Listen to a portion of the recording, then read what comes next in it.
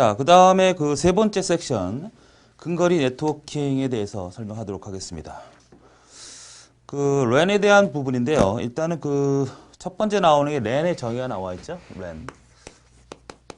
일단 우리가 랜이라는 것은 많이 들었던 얘기가 되겠지만 이것이 이제 뭐예요? 로컬 에리어 네트워크, 근거리 지역 통신망이라는 뜻입니다. 우리가 앞에서 배웠던 거하고는 반대말이 뭐죠? 반대말이라는 것은 PSTN, 뭐 ISDN입니다. 그러니까 이 P라고 하는 것은 이제 퍼블릭이라는 뜻이에요. 그러니까 공공의 교환, 텔레폰 네트워크, 공공의 혹은 패켓 자체가 이제 공공의 의미를 갖고 있기 때문에 패켓 교환 데이터 네트워크, 그러니까 인터넷망, 그다음 종합정보통신망은 우리가 광역이죠. 굉장히 넓은 네트워크란 말이죠.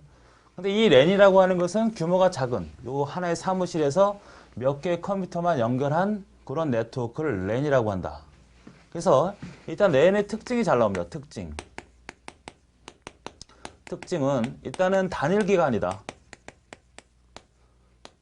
그러니까 단일 기간에서 소유한 것이다 이런 뜻이고, 그 다음에 한정된 지역, 그죠? 그 다음에 동일 건물 내.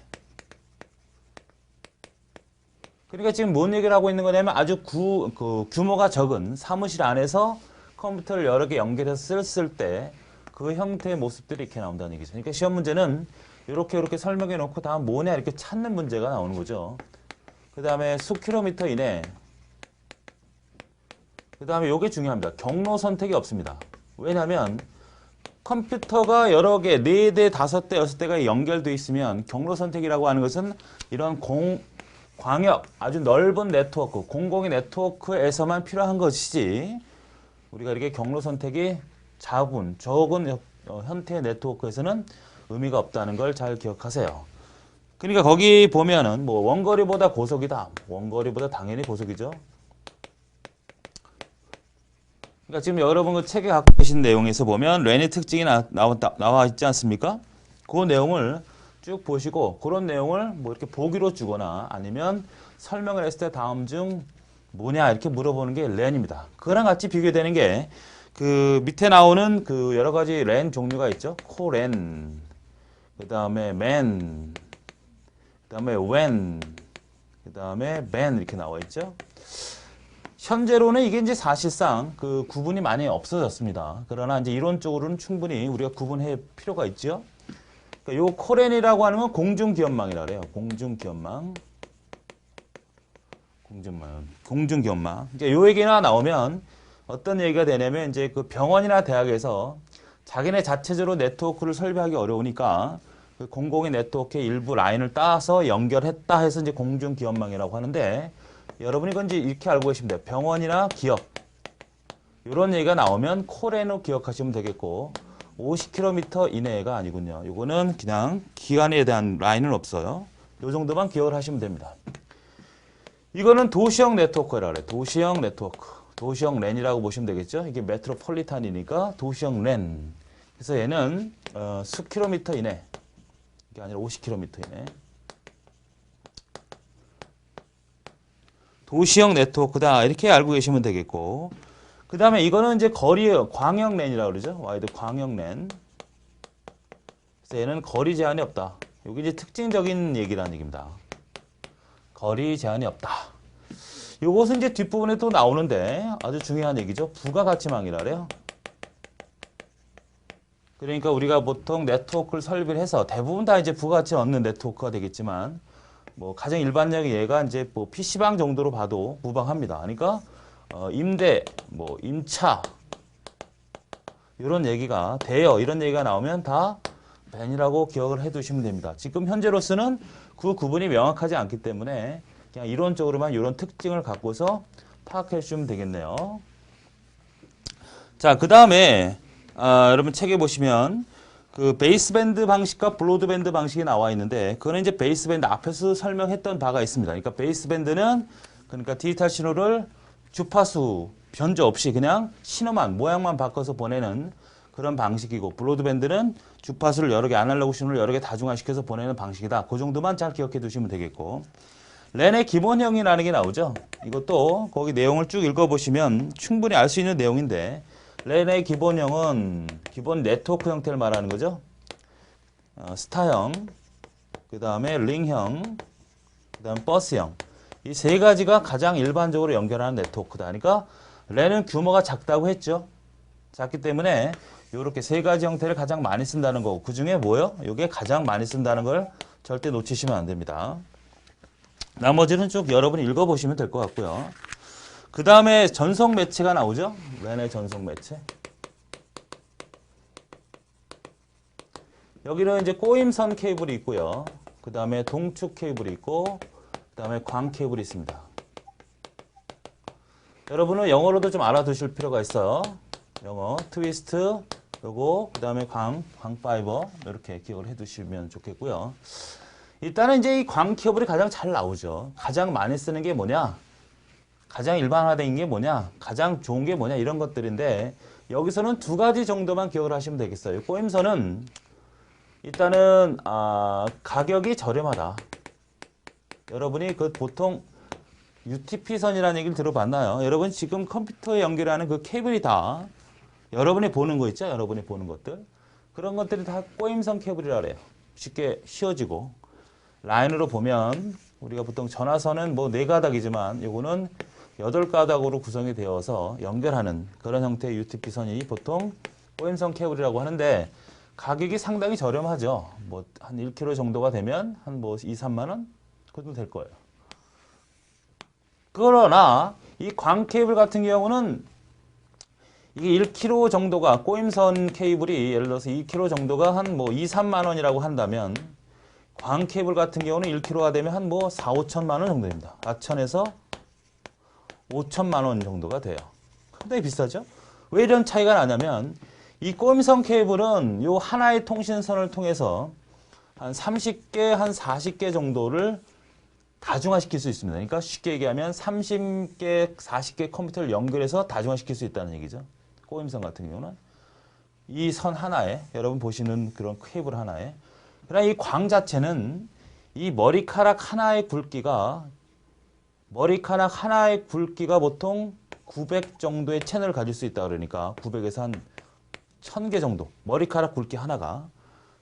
엄청난 차이인데도 불구하고 그것이 손가락 말기 정도의 굵기로 비용을 얘기합니다. 그러니까 이 머리카락 하나 정도가 예를 들어서 손가락 하나 정도의 굵기라고 한다면 더 굵은 것도 있죠. 그 정도면 충분히 이만한 가격이 가능하겠죠. 그래서 보통 그 길가에 걸어 다니다 보면 매설된 기억에 보면 이런 광이 많이 매설돼 있어요. 오랫동안 두고두고 쓰게. 그러니까 가격 차이가 실제로 보면 굉장히 커 보이지만 그 하나 채널당 30개 채널이니까 한 채널당 하나 채널당 보면 엄청난 많은 수의 채널이 있기 때문에 이 가격이 이렇게 비싼 거예요. 자, 그러니까 광 케이블은 일단 가격이 비싸겠죠.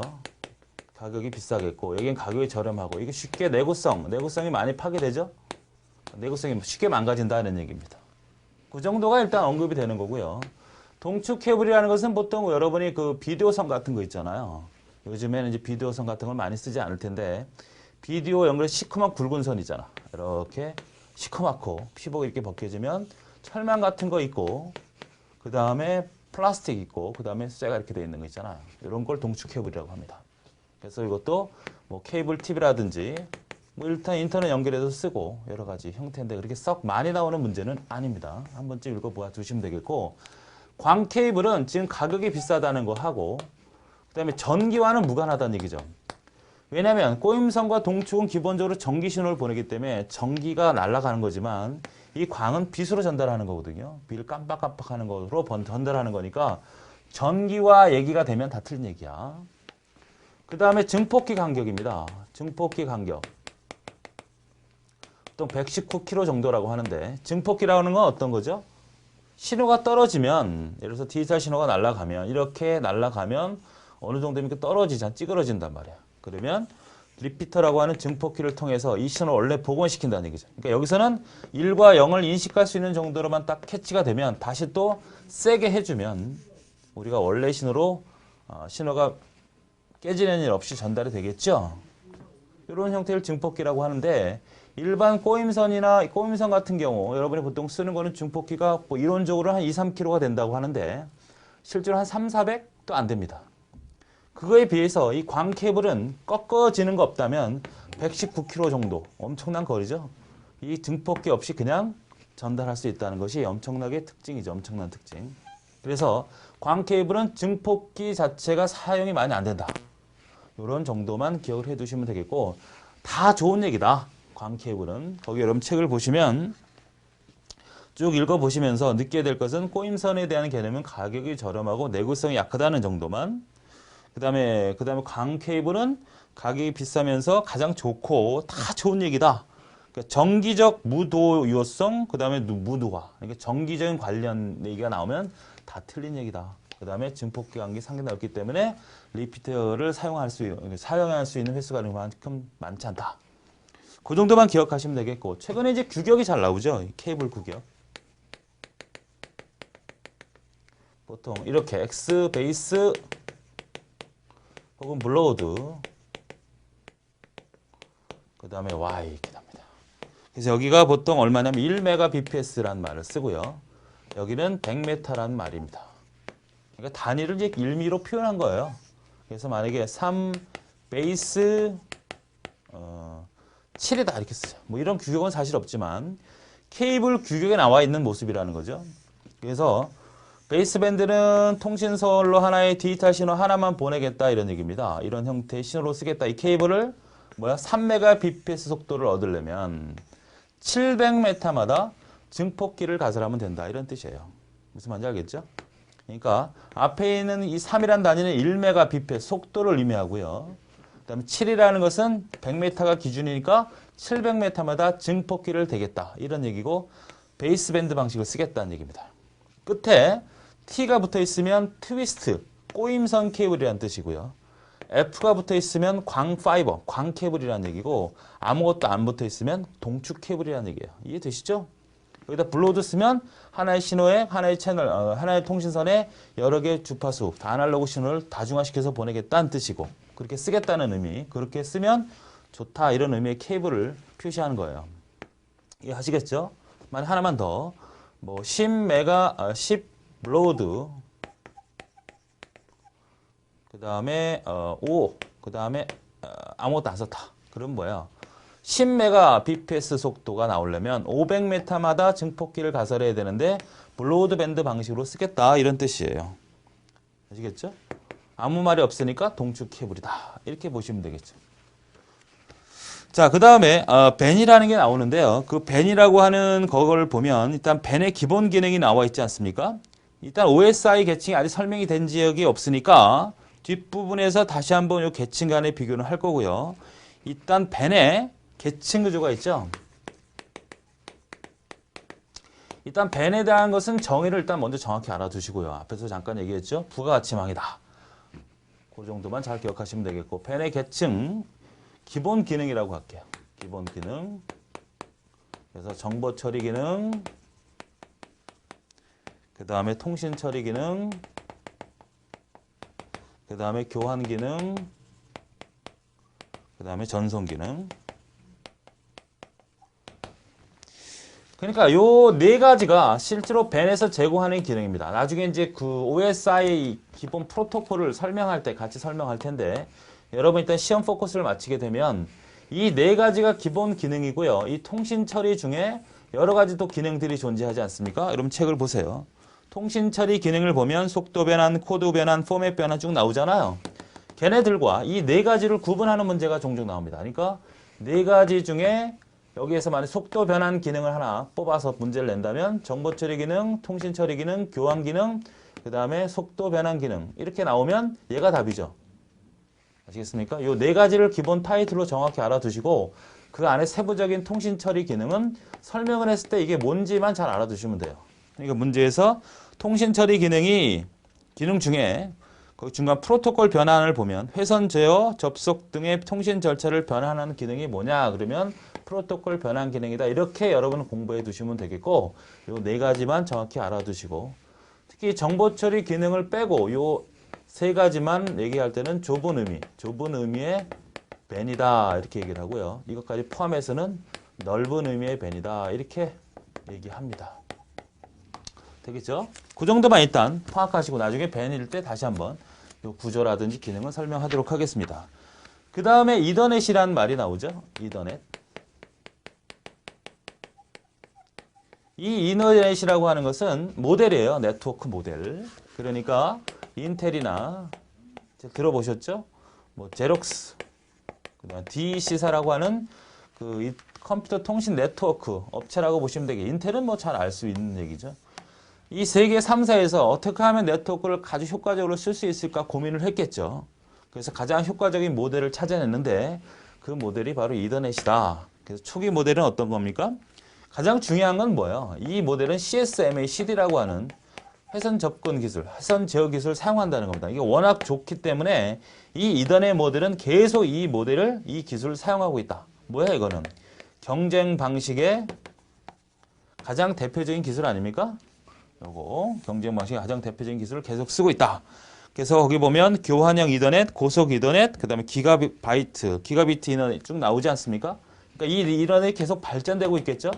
발전되더라도 이 기술만큼 놓치지 않고 계속 사용한다는 게 아주 중요한 특징이고, 거기에 모델도 어떠한 구조로 갖고 있느냐 한번 좀 쭉 읽어보시면 되겠습니다. 그 다음에 네 번째 섹션으로 넘어가죠.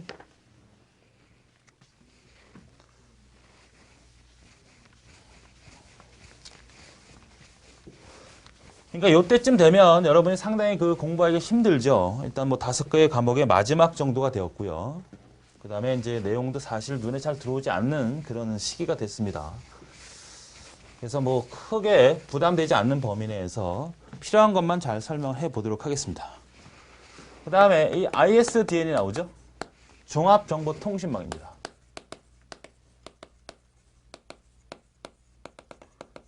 물론 이제 의미적으로 보면 여러 가지 형태의 네트워크를 말하긴 하는데, 일단 ISDN 자체 기술은 모든 통신망을 통폐합하고자 만든 그런 네트워크예요.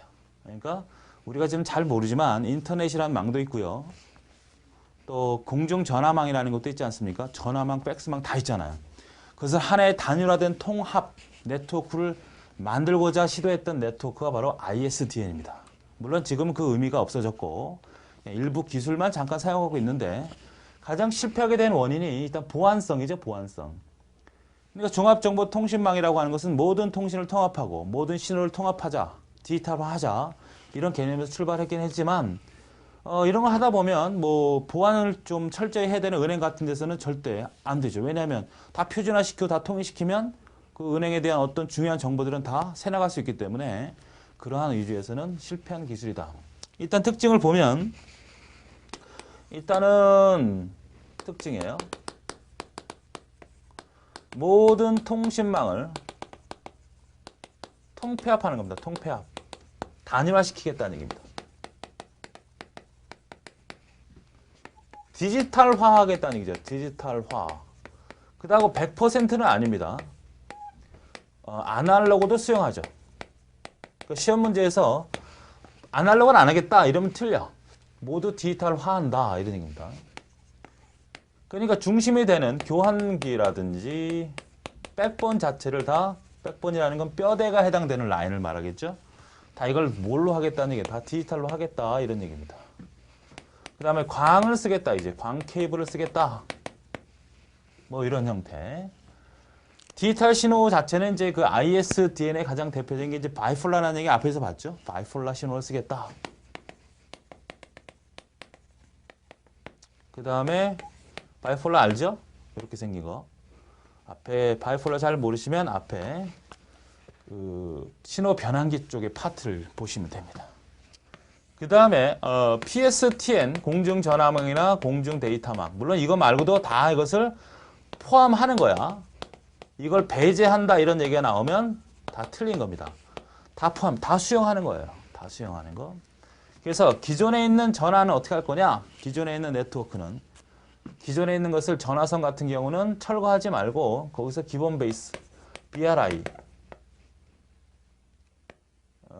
기본 어세스죠. 기본 채널 속도 BRI로 사용하자. 그러니까 EP 플러스 D. B채널 2개.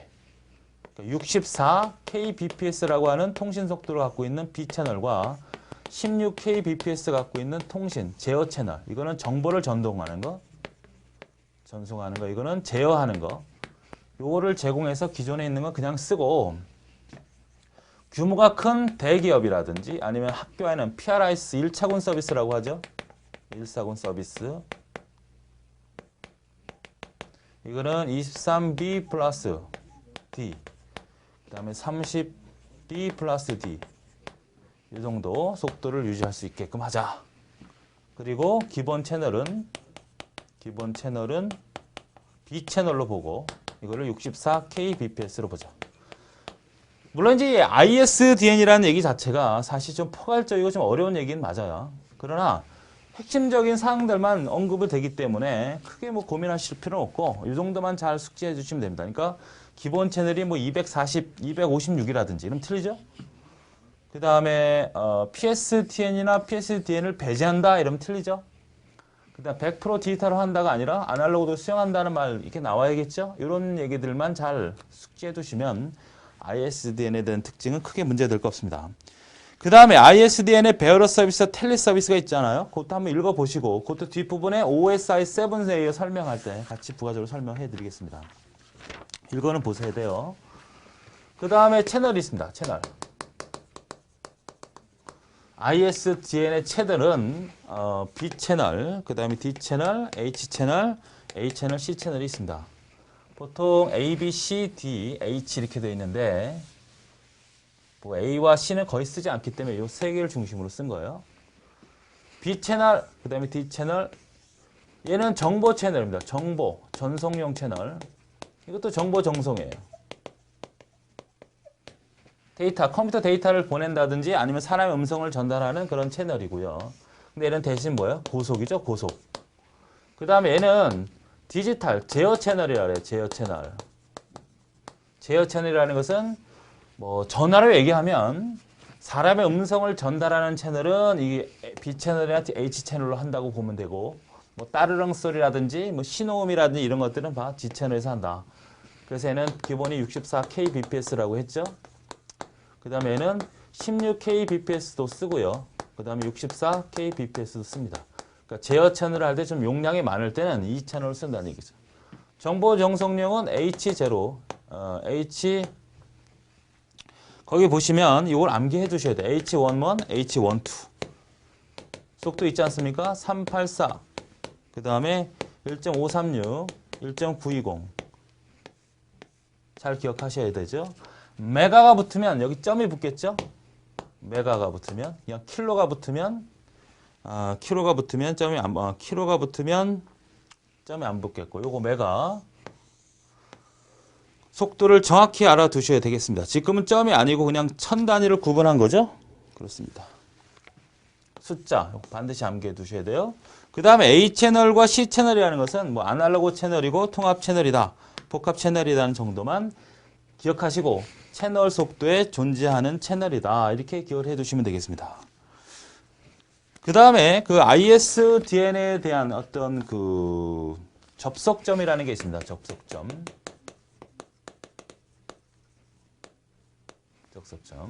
이렇게 생각을 해보겠습니다. 여기가 집이에요. 가정이고 여기가 이제 밖이라고 합시다.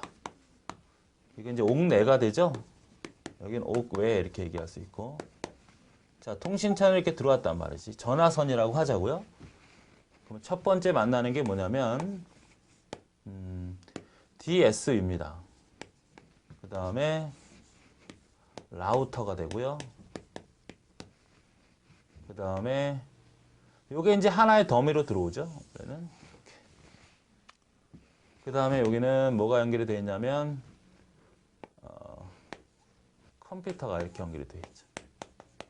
아니죠. 여기가 컴퓨터 연결된 게 아니고 전화기가 이렇게 연결되어 있습니다. 원래 모델이 이래요. ISDN 전화기. 그러니까 처음에 ISDN이라고 하는 것이 가정에 들어올 때 라인이 전화선을 타고 이렇게 들어오죠. 네 가닥이라고 하죠. 네 가닥. 전화선 네 가닥이에요. 그래서 DS라는 장비를 통해서 들어오고 그다음에 라우터를 통해서 교환기에 연결이 됩니다. 이 전화기는 우리가 쓰는 일반 전화기와는 좀 달라요. 그러니까 여기에다가 심지어 아날로그, 여러분이 쓰는 일반 집에 있는 전화기 있죠? 그런 전화기를 8대까지 몰려 쓸 수 있는 형태였고요. 그래서 들어온 게 EB 플러스 D면 전화기를 8개 몰려 쓸 수 있었지만 지금은 이제 안 쓰는 기술입니다. 전화기가 EP 플러스 D, 기본 1차군 서비스 통신 채널에 들어오면 전화기는 전화기인데 여러분 이렇게 생각하시면 돼요. 이거는 그 교환이 있죠. 키폰 같은 거 아주 큼직한 거야. 옛날에는 이걸 갖다가 뭐 한 달에 통신회사에서 4,000원, 5,000원 주고 임대했죠. 매달. 전화기를 8대까지 물려 쓸 수 있고 동시에 쓸 수 있는 건 2대였어요. 근데 여러 가지 이제 문제점 때문에 이 기술이라든지 이런 것들이 문제가 있어서 지금은 현재 어떻게 썼었냐면 이렇게 전화선 하나 연결을 하고요. 그냥 이렇게 해서 컴퓨터 하나 연결하는 정도로 사용을 했었습니다. 물론 지금은 거의 사용하지 않죠. 그래서 보통 이제 이렇게 연결할 때 컴퓨터 연결하려면 뭐가 필요하냐면 그럼 아시는지 모르겠지만 모뎀이라는 게 있어요. 모뎀, 그죠? 모뎀. 그래서 터미널 어댑터라고 해서 ISDN용 모뎀이 있었습니다. 모뎀. 이걸 보통 S카드라고 그랬어요. 자, 이렇게 연결된 구조입니다. 그래서 우리가 그 기술적인 어떤 경계치가 구분이 필요했는데 여기가 이렇게 나눴어요. 그래서 거기가 U.R.T. 이렇게 구분을 해서 요거를 뭐라고 한 거다? 기준점이라고 한 것이다. 그래서 여기는 세부적인 어떤 내용에 대한 기술은 잘 언급되지 않고요. U점이 뭐고 T점이 뭐고 S점이 뭐고 R점이 뭐냐 이것만 잘 구분해 두시면 됩니다. ISDN에서는 이 DS 신호 변환기를 NT1이라고 하고요. 이걸 NT2라고 합니다. 그 다음에 이쪽을 TA 이걸 이거 TA고 이게 TE1 이게 TE2라고 그러죠. 그래서 T점이 뭐냐 그러면 NT1과 NT2 이 2개를 구분하는 경계점이다. 이렇게 기억하시면 돼요. U점은 뭘까요? U점은 옥외와 옥내를 구분하는 점이다. 그렇죠? 옥내와 옥외 바깥하고 안쪽을 구분하는 점이다. T점은 이쪽은 네트워크 영역이고 이쪽은 사용자 영역이다. 여기를 구분해서 이쪽은 네트워크 영역이고 이쪽은 개인 사용자 영역이다. 이렇게 구분을 하고 S점이라고 하는 것은 여기는 사용자 단말 장비와 이건 네트워크 장비의 경계점이에요. 그러니까 얘는 논리적인 부분의 경계점이라고 한다면 얘는 기계 장치, 사용자 단말 장치와 네트워크 장비를 구분하는 점이 뭐냐 그러면 S점. 그 다음에 R점이라는 것은 뭘까요? 이쪽은 다 ISDN 기술이죠. ISDN. 여기는 BISDN. 일반 컴퓨터라든지 일반 전화기는 ISDN과 관계가 없겠죠. 이런 기술이 도입되기 전까지니까 여기를 구분을 해서 이쪽은 BISDN 계열, 이쪽은 ISDN 계열을 구분하는 점은 R점이다. TA는 뭐다? 모뎀이다. 이렇게 섞어놓고 경계점, 기준점이 접속점이 아닌 건 뭐냐 그러면 TA가 답이잖아요. 그죠? 그 다음에 T는 뭐냐? NT1과 NT2를 구분하는 경계점이다. 이렇게 요 정도 선에서만 잘 구분해 두시면 되겠습니다. 그 다음에 마지막 ATM이라는 게 있는데요. 이 ATM이라고 하는 것은 멀티미디어 데이터를 전송하기 위해서 만든 기술이죠. 그러니까 얘 가장 핵심은 특징도 여러분 잘 읽어보시겠지만 보내는 데이터 형태가 고정됐다는 겁니다. 이게 가장 핵심이죠. 고정됐는데 몇 바이트로 고정됐냐면 53바이트로. 이게 가장 시험 문제에서 핵심이에요. 그러니까 ATM 방식은 비동기 전송 모드인데 기술이에요. 그러니까 내가 보내는 데이터 형식을 지금 우리가 패킷이라고 하면 길이가 다 가변화되어 있거든요. 길이가 다르고 길이가 같은 거의 차이는 속도 차이입니다. 그러니까 길이가 길고 짧으면 수신 측에서는 그 데이터의 길이를 판단해서 어떤 형태의 데이터구나 이렇게 해독하는 시간이 많이 걸려요. 그러나 고정 길이로 데이터를 주고받는다면 항상 똑같은 길이니까 수신하기가 엄청나게 빠르겠죠. 그러니까 멀티미디어용으로 쓰기 위한 그런 전송 방식이구나. 이렇게 기억하시면 되겠고, 여러분은 그 ATM의 특징 한번 읽어보시고, 그 다음에 셀의 구조가 있지 않습니까? 그 셀의 구조가 자주 나타나진 않지만 가끔씩 툭툭 튀어나오니까 53바이트 길이고 고정 길이고 각각 어떤 일을 한다는 정도만 잘 기억해 두시면 되겠습니다. 자, 그 다음에 그 ADSL이라는 게 나오죠? ADSL. ADSL이라고 하는 것은 전화망을 이용한 고속 서비스입니다. ADSL. 그러니까 우리가 보통 전화 음성은 300에서 3400Hz가 되지 않습니까? 이걸로 우리는 통신 속도를 낼 수는 없어요. 그래서 1메가까지 확장을 해서 전화선을 이용해서 전송하는 방식입니다. 그러니까 ADSL은 초기에는 이게 통신 인터넷 접속 서비스가 아니었어요. 그러니까 과거에 TV하고 전화가 조금 이제 TV하고 전화가 기술이 막 발전되긴 시기에서 어떻게 이걸 통합할 수 있는 방법이 없겠느냐 해서 이 TV에다가 전화선을 연결해요. 그래서 전화를 통해서 문자 방송으로 지금의 홈쇼핑 같은 걸 했단 말이죠. 그러면 전화선으로 들어왔을 때 여기서 보내야 될 데이터는 상당히 많잖아요. 그러나 그 고객은 전화선을 통해서 구매가 의사가 있으면 전화를 눌러서 그 구매를 했단 말이에요. 그러면 여기서 보내지는 데이터하고 사람이 보내는 데이터하고는 똑같을 필요가 없잖아요. 기술상으로. 그래서 이쪽으로 보내는 거는 양이 많게 주고 이쪽은 적게 줬단 말이에요. 그래서 보낸 양과 고객이 구매 의사가 보내는 양은 적고 내려오는 광고 메시지는 크고 이렇게 설비를 했어요. 왜냐하면 비용 때문에 그렇죠. 그러나 별로 사용 쓰임새가 좋지 않아서 중단을 했고 지금 현재로서는 어떻게 된다?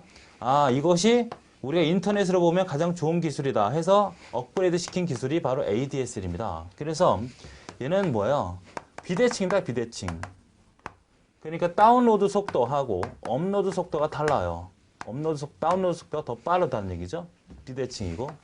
그 다음에 하나의 통신선을 통해서 요거는 바로 주파수 분할 기술을 썼습니다. 주파수 분할.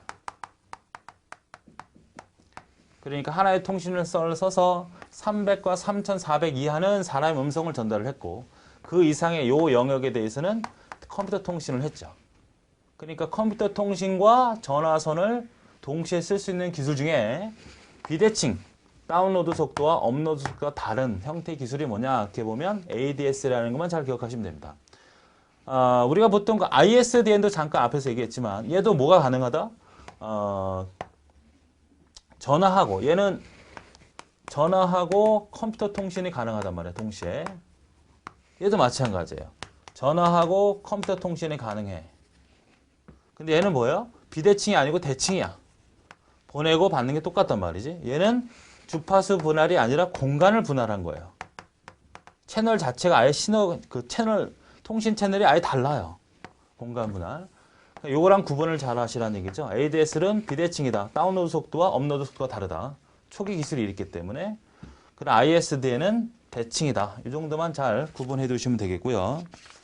그 뒤에 있는 내용도 한 번쯤 쭉 읽어보시면 될 것 같아요. 요 정도만 기억해 두시면 되겠고 정확하게. 그 다음에 케이블 TV도 역시 우리가 그 인터넷 접속할 수 있는 그런 하나의 기술입니다. 역시 뭐 크게 어려운 부분은 아니니까 이것도 한번 읽어보시면 되겠어요.